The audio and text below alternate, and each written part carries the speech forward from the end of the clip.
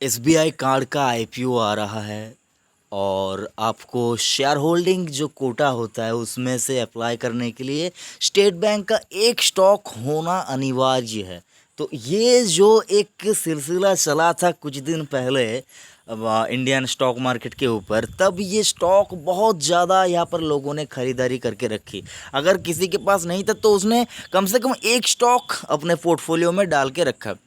कसम से अगर आपने एक भी स्टॉक उस टाइम से डाल के रखा है तो आप लॉस में हैं। आप लॉस में हैं, अगर आपने नहीं बेचा तो आप लॉस में हैं। तो देखिए फ्रेंड्स, आपने इंडिया की सबसे बड़ी बैंक का स्टॉक यहाँ पर बाई करके रखा है। आपने इंडिया का जो सबसे बड़ा बैंक है उस बैंक का स्टॉक अपने पोर्टफोलियो में डाल के रखा है। अब आने वाले टाइम में आप देख ही पा रहे होंगे, जो कमज़ोर सरकारी बैंक्स हैं, उनका मर्ज हो रहा है किसी बड़े बैंक के साथ। अगर आप देखें तो United bank of India, oriental bank of commerce और जो बैंक है, तो मतलब उनका जो मर्जर हुआ पीएनबी के साथ हुआ। आप देख पाएंगे जो छोटे बैंक है उनको मतलब उनसे अब संभाला नहीं जा रहा है। ये सारा कुछ जो है मतलब ये लोन वगैरह ये डिफ़ॉल्ट कर रही है, जो मतलब यहाँ पर लोन एनपीए हो रहा है, तो ये सारा कुछ उनसे संभाला नहीं जा रहा है। तो उनको क्या चाहिए? उनको चाहिए एक बड़ा पेरेंट, यानी कि एक बड़े बैंक के साथ अपने आप को वो छोटे बैंक्स जोड़ रहे हैं। आप ये भी देखेंगे कि जो मतलब प्राइवेट सेक्टर के जो बैंक्स वगैरह होते हैं उनका जब कोई मतलब लोन वगैरह डिफ़ॉल्ट या फिर ऐसा हो जाता है तब वो किसी बड़े बैंक के साथ मर्ज हो रहे हैं। तो मतलब आपने देखा ही है कि जब विजया बैंक का जो कुछ चल रहा था तब वो कोटक बैंक के साथ मतलब मर्ज होने की स्थिति तक आ पहुंचा था, लेकिन वो बात कितना आगे बढ़ा वो मुझे मालूम नहीं। फ्रेंड्स, आपको अगर मालूम है तो बहुत अच्छा। वो मतलब ऐसा होता है जो मतलब ये जो सिचुएशन है, अभी का जो माहौल है फ्रेंड्स, अभी का मतलब 2020, अभी जहाँ पर हम लोग खड़े हैं, आप ये वीडियो कभी भी देखें, आप ये वीडियो अपलोड होने से बाद कभी भी देखें, आपको मैं ये बात समझा दूँ। मैं इस वीडियो के अंदर कोरोना वायरस वगैरह ये सारा कुछ का बात यहाँ पर नहीं करूँगा फ्रेंड्स। कोरोना वायरस मतलब ऐसे वायरस इंडिया में बहुत बार आए हैं, दुनिया में बहुत बार आए हैं, छोटे मोटे वायरस बहुत बार आए हैं। ये थोड़ा बड़ा रूप लिया है यहाँ पर, मतलब बड़ा पैंडेमिक का रूप लिया है, लेकिन दुनिया ने ख़त्म नहीं हो जानी है। दुनिया यहाँ पर रहेगी, सब कुछ ठीक होगा। मतलब आप अगर सोचेंगे कि सब कुछ तबाह हो जाएगा तो आप गलत हैं। सब कुछ ठीक हो जाएगा, वक्त थोड़ा ज़्यादा लगेगा यहाँ पर, हो सकता है, लेकिन सब कुछ ठीक हो जाएगा। ये आप अपने आप को समझाते रहे, हमेशा समझाते रहे, हमेशा पॉजिटिव सोचे, नेगेटिव ना सोचे। और मार्केट में अभी जो चल रहा है सिचुएशन, वहाँ पर अच्छे अच्छे स्टॉक बाय करें, अपने लिए तगड़ा पोर्टफोलियो बनाएं। ज़िंदगी भर के लिए एक बेस्ट पोर्टफोलियो बनाने का आपके पास मौका है। उस मौके को अपने हाथ से जाने मत दीजिए, क्योंकि ये मौका अगर आप ये मौका चूक गए तो लोग जब बूढ़े हो जाते हैं तब उनके पोता पोती सुनना चाहते हैं कि दादाजी आप अपना जब आप स्कूल जाते थे, जब आप कॉलेज में जाते थे, तब कोई आपका कोई कहानी वगैरह है तो सुनाइए।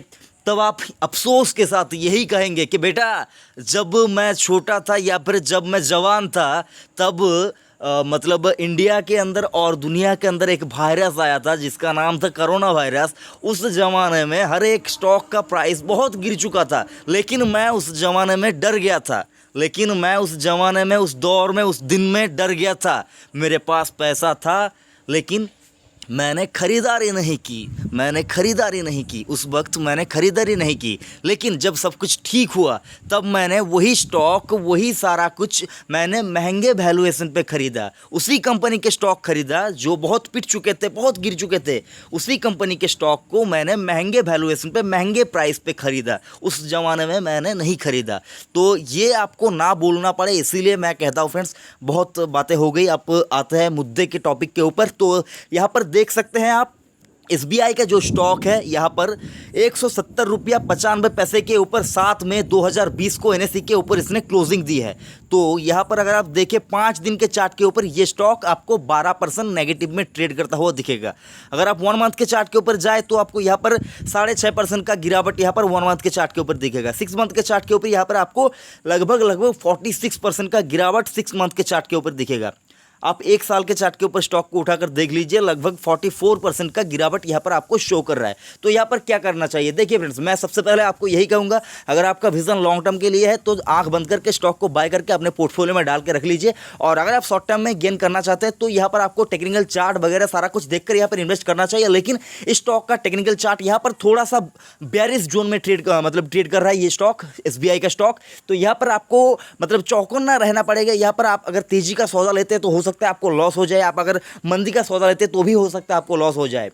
तो यहाँ पर आप शॉर्ट टर्म के लिए यहाँ पर इन्वेस्ट ना ही करें तो बेहतर है। हो सकता है स्टॉक के ऊपर एक बड़ा उछाल हमें थोड़े 1-2 दिन या फिर 1 हफ्ते में देखने को मिले, हो सकता है देखने को मिले। जो सारा कुछ एनबीएफसी इसका जो उनको जो मॉनिटरियम के लिए जो छूट दे रही है तो उनको उस वजह से हो सकता है स्टेट बैंक में एक बड़ी तेज़ी देखने को मिल सकता है, हो सकता है मिले। लेकिन आप इस वजह से स्टॉक को बाय मत कीजिए। यहाँ पर अगर आप बाय करना चाहते हैं तो लॉन्ग टर्म के लिए अच्छा स्टॉक है, बेहतरीन स्टॉक है, यहाँ पर आप बाय कर सकते हैं। चार्ट के ऊपर अगर आप इस स्टॉक को देखें फ्रेंड्स तो आपको मैंने यहाँ पर 1 डे का कैंडल चार्ट लगाया है।